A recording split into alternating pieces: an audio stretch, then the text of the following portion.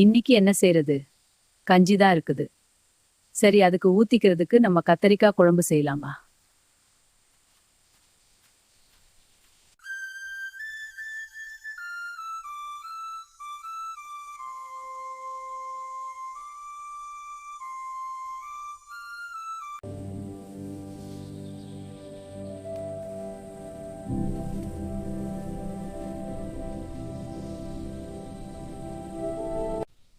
இந்த காய்கறி எல்லாத்தையும் நல்லா கழுவி கத்தரிக்காய் குழம்பு வைக்கணும்.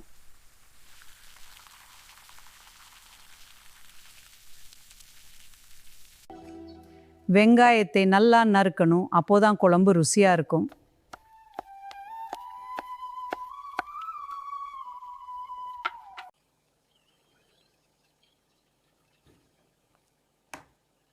தக்காளி நல்லா பழுத்திருக்கே. பச்சை மிளகாயும் கொஞ்சம் காரமாக இருக்கும்.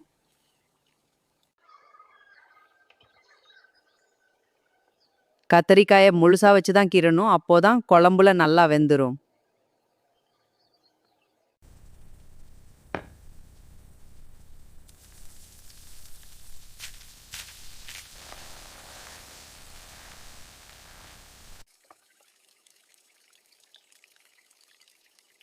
தக்காளி நல்லா வதங்கணும், அப்போதான் மசாலா ருசியாக வரும்.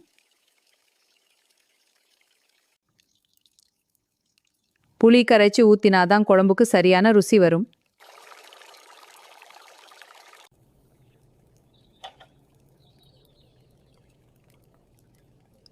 கத்திரிக்காய் நல்லா வந்தாதான் குழம்பு சூப்பரா இருக்கும்.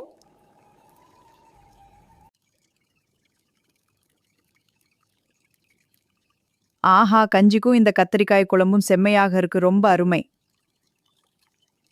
உங்களுக்கு கத்தரிக்காய் குழம்பு பிடிச்சிருந்துச்சுன்னா சப்ஸ்கிரைப் பண்ணுங்க, லைக் பண்ணுங்க, ஷேர் பண்ணுங்க, கமெண்ட் பண்ணுங்க.